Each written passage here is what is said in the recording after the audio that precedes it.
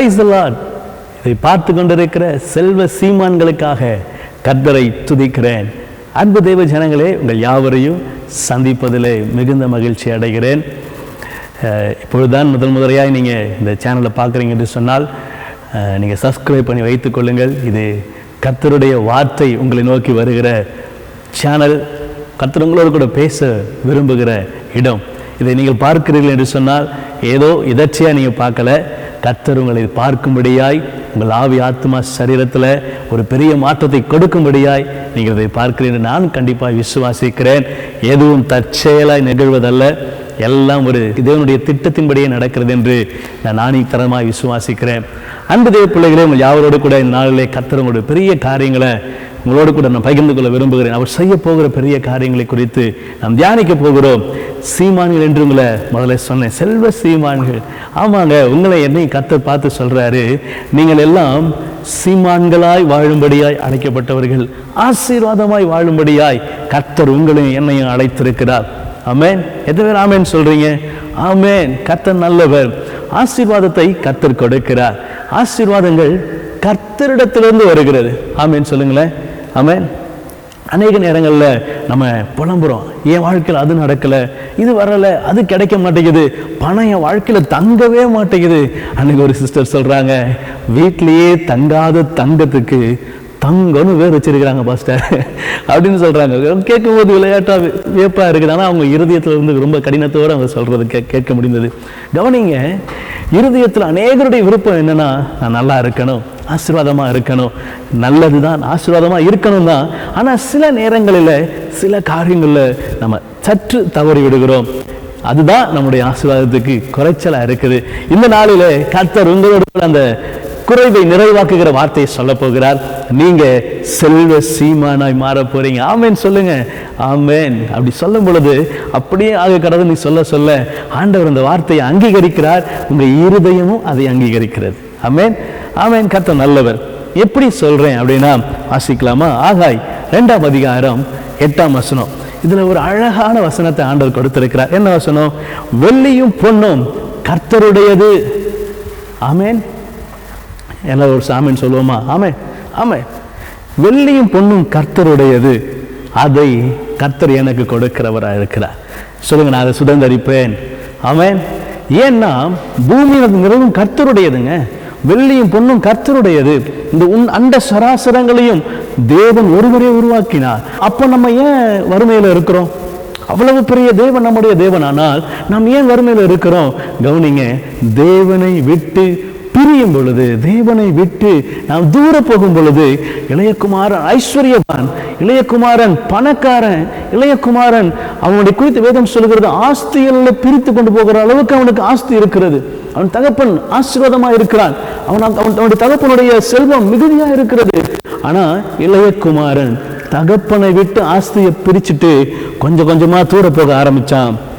அவன் வாழ்க்கை மண்ணோடு மண்ணாய் போகிறபடி அவன் கடைசியில் ஒன்றும் இல்லாதவனாய் மாறி போகிறான். ஐஸ்வர்யவான் தான், தகப்பனுடைய ஆஸ்திக்கு சொந்தக்காரன் தான், எல்லா ஆசீர்வாதம் உடையவன் தான். ஆனா ஆசீர்வாதத்துக்கு என்ன தடை? ஏதோ ஒரு ஆசீர்வாதம் கிடைச்ச உடனே அப்பாவை விட்டு விலகி போயிடுறது.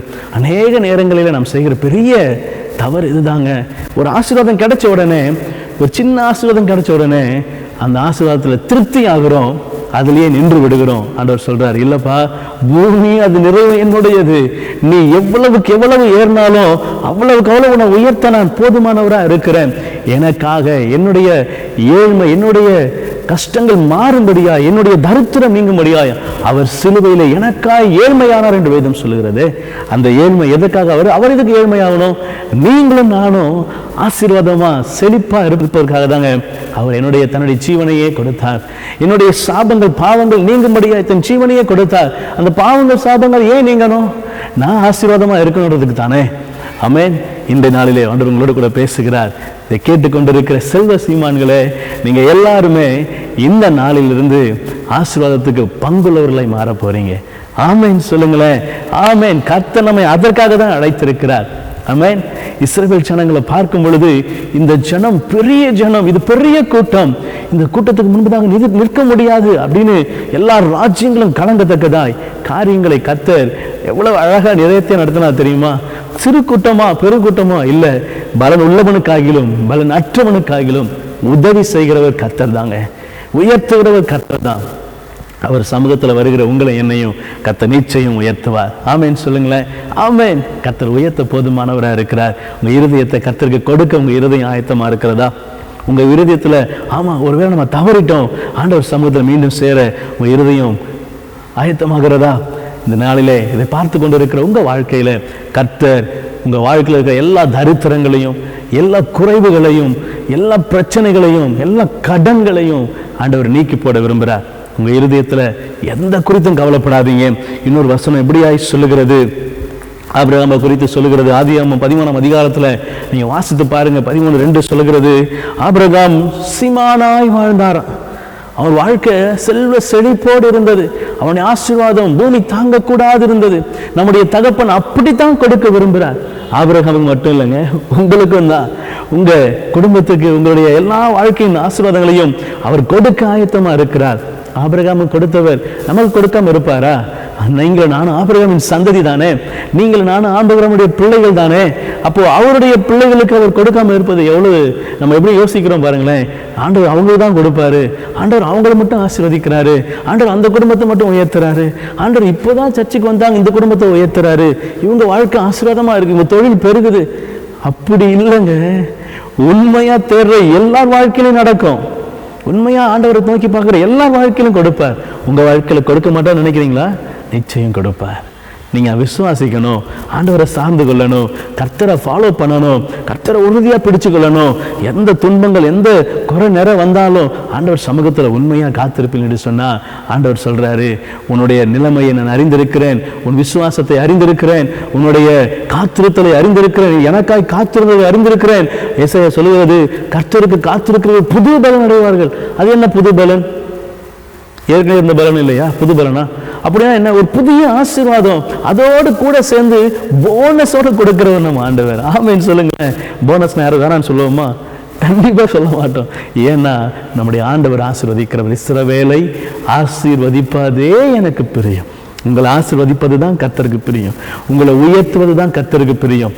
நீங்க உண்மையுள்ள பர்சனா இருந்தீங்கன்னா, நீங்க உண்மையுள்ள தெய்வ பிள்ளையா இருந்தீங்கன்னா, உண்மையா கர்த்தரை சார்ந்து கொள்ளுகிற இருதயம் உங்களிடத்துல இருக்குமானா ஆண்டவர் சொல்றாரு, நிச்சயம் உயர்த்துவேன், நிச்சயம் உயர்த்துவேன், நிச்சயம் உயர்த்துவேன், சந்தேகமே இல்லை, செய்தவர் செய்வார். விசுவாசிக்கிறீங்களா? ஆமேன் சொல்லுவோமா? ஆமேன்.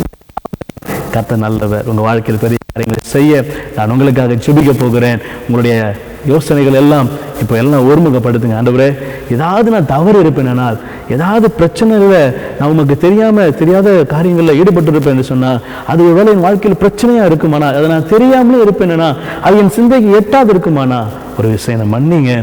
நான் மீண்டுமாய் உங்களுடைய சமூகத்தில் திரும்ப விரும்புகிறேன். உம்மை சார்ந்து கொள்ளுகிறேன், உம்மை பற்றி பிடித்துக் கொள்ளுகிறேன், எனக்கு உண்மை விட்ட வேற யாரும் இல்லைன்னு சொல்லி ஆண்டவரில் சரண்டர் ஆகுங்க.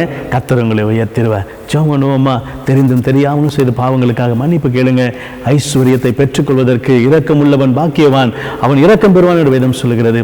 நீங்க கர்த்தருடைய சமூகத்தில் அநேகருக்கு இறங்கி கொடுக்கறதுக்கு உங்க இருதயத்தை ஆயத்தப்படுத்திக் கொள்ளுங்க. நம்ம கைகளை கட்டி வைக்க கூடாது. அநேகருக்கு என்ன செய்யணும்? உதாரத்துவமாக கொடுக்கணும், ஆண்டவருக்கென்று கொடுக்கணும், தசமபாகங்கள் கொடுக்கணும், கர்த்தருக்கென்று அநேக காரியங்கள் நம்ம செய்யணும்.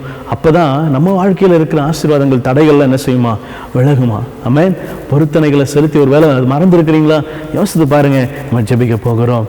நல்ல பிதாவே, வானத்திலும் பூமியிலும் அண்ட சராசரங்களிலும் சகல அதிகாரமும் படைத்த ஒரே தெய்வம் நீதானப்பா. உமக்கு எல்லாம் அடங்கும். நீங்க சொல்ல சகலமும் நடக்கும். உங்க வார்த்தைக்கு சகலமும் கீழ்ப்படியும். இப்பொழுதும் ஆண்டவரே, பொருளாதாரத்தில் உடைய பிள்ளைகளாய் நாங்கள் அநேக இடங்களில் ஆண்டவரே நிறைய ஸ்ட்ரகிள்ஸ் நாங்கள் அப்பா ஃபேஸ் பண்ணுறோம். ஆண்டவரே, நீங்கள் அறிவீங்கப்பா, உமக்கு தெரியும். ஆண்டவரே, நாங்கள் அநேக இடங்களில் தவறி போயிருக்கலாம்.